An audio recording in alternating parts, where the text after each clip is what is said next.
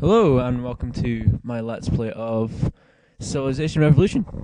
If you watched the last part, the failed multiplayer thing, um, I did mention I might do a single player version, and this is me, doing the single player version.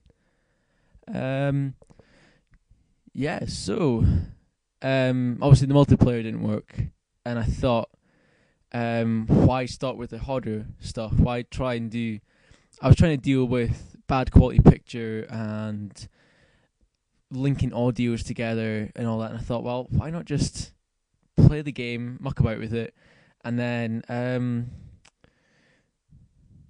record post commentary, which is obviously what I'm doing now. So, yeah, so what I'm doing here, I've obviously started as the Americans, hence why Washington's my one city. I looked online and there is a lot of different tactics to do, rush tactics and all that, especially with Americans. Americans are probably the best, the easiest to win with. If you've just started and you want to go online, then play as the Americans. All the bonuses you get are just, they're awesome, basically. So I did have them written down somewhere, but I forgot to get them. So yeah. In fact, what I might do is I might have a little thing, a little caption type thing going up on the screen just now, just telling you what they're good at and stuff. Yeah. Hopefully that's up just now. It might be. So yeah, as I say, I haven't really got a tactic. I just basically started playing the game. I was like, let's play as Americans, let's get going. And generally what I do is I usually get the alphabet first, which is what I did. Research that's my Washington just now. So as you can see, the apples is how fast it's grown. The little hammer type thing, that's your production, and then you get to choose whether you do gold or science. I usually do science first. You'll see that little thing in the right hand corner, and that just kind of gives you a brief summary of what's going on. Your culture and all that, and culture as well is very important. Culture in the game is essentially obviously how cultured your civilization is, and the more civilized it is, the more cultured it is. The more great people you'll get. And I have no idea why I'm not moving. There we go. I'm moving now. It's fine. The more great people you have, and great people can affect it in different ways, such as you might get a great scientist, Albert Einstein, or Pythagoras. Just gonna throw some knowledge on you. Great scientist. There you go. So then they'll give you plus 50% science in a city if you settle them, or they might let you just discover a technology straight off the bat. I really wouldn't, depending on how many turns it's going to take to get a certain get a certain technology. You should really. I personally settle a lot of my great people, just because I generally go with quite maybe only 3 to 5 cities. I generally go with for quite a large point of the game, unless I'm doing a domination. That's another thing to do. So yeah, so generally, I usually go for about 5 really great cities, other than like a few little not so great ones. Quite a lot of not so great ones. So right, basically, in the beginning of the game, it's a lot of mucking about. To be honest, you don't go very fast. You generally have small, not so great units. This is my warriors, which are the worst units in the game, except for militia, which you might see later on, actually. That's a special ability, as you can read. There's quite a few of those. Off the bat, in fact, I won't go into it. If you're interested in it, look it up. Or if you want, in fact, this part is going to go out first, and I'll record the next part the day after. So if you want to know more about the game, then leave a comment and say what you want in the game. What you want in the commentary, and I'll look it up for you, and I'll hopefully get it in the subsequent parts. So yeah, basically this part is just me searching my areas. Generally, that's what happens at the beginning. Everything goes quite slowly. Yeah, so I did I pondered taking out the Zimbabwe, the Zulus, sorry. And I didn't really have an army, and I just kind of thought, yeah, screw it. We'll just, I don't know why I'm being so slow, actually. Anyway, that's a caravan. You take it to a city, and you get some gold back from it, and the civilization city that you took it to gets tax on it. So I think I take it to Zimbabwe, I think, and I think I get some like 50 gold from it, and the Zulus get 20 tax, I think. I'm not entirely sure, but that's generally what happens. The longer it travels, the more gold you'll get from it. But I really think it can be captured without going to war with people. You can just capture that, and you don't have to fight them. So I didn't really want to. I just wanted to get some gold from it. It's early in the game. 50 gold's quite a lot in the early parts of the game. So I just thought, well, get easy 50 gold.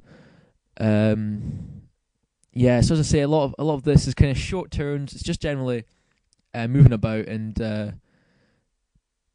looking for. Well, depends what you want. I generally look for a really good area to build a second city, and that's what I do. Spoilers. Oh no. Later on, I think it's actually going to be it should be this episode. I built a second city, and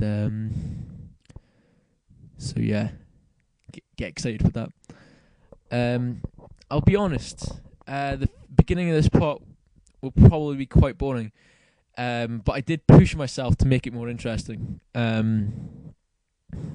So I attacked quite a lot. I went quite aggressive.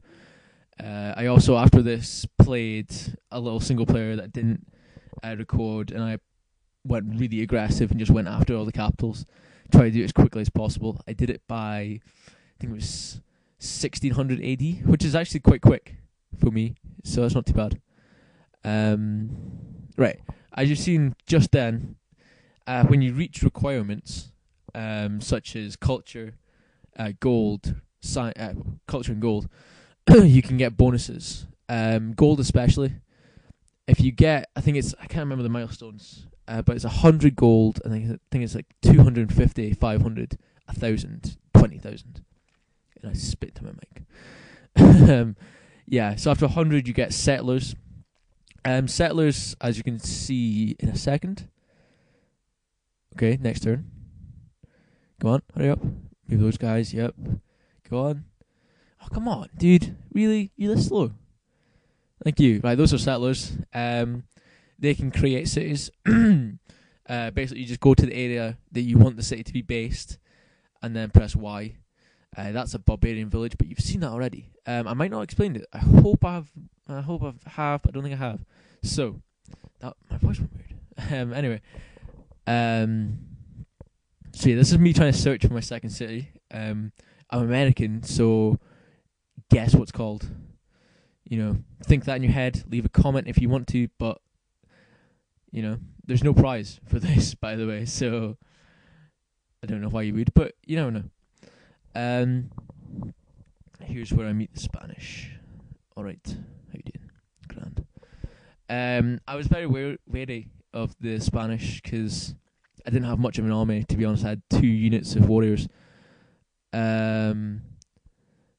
Yep, epic fail going to the little cul-de-sac style bit.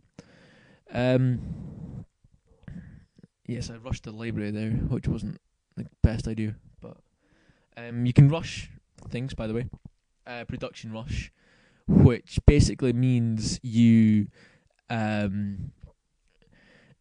it basically means that you just hurry something along so we'll finish in the next turn. You spend some gold on it. So yeah, it's not too bad.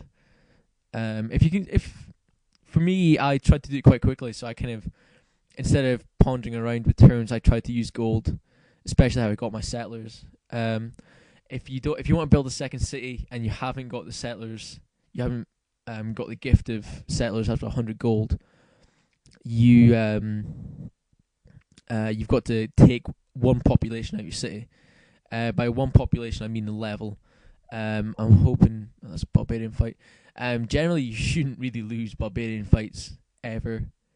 Even the weakest, the weakest unit, the warriors, should still really have no problem, unless there's factors involved, which I'll explain later. I think maybe later in this video. Yeah, actually, should do it now.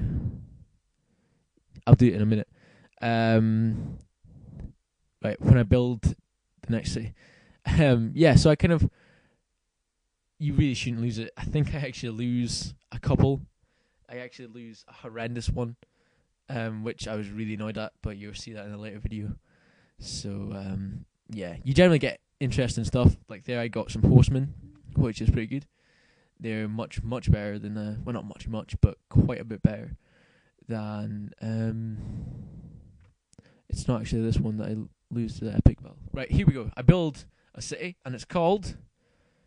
Press the damn... Oh, no, you're going to go over there. Okay, press the damn button now. And I call it... Buffalo. Excitement. So, yeah. As you can see, I built that with a river blocking the main point of it and on a hill. That was just in case I got attacked. I didn't really think it through, because really, if I got attacked, it'd attack Washington first. So, really, there's no point. But you get bonuses such as... plus 50% if you're attacking from a hill, plus 50% if you're defending, like the attackers have to cross a river, the defenders get plus 50%.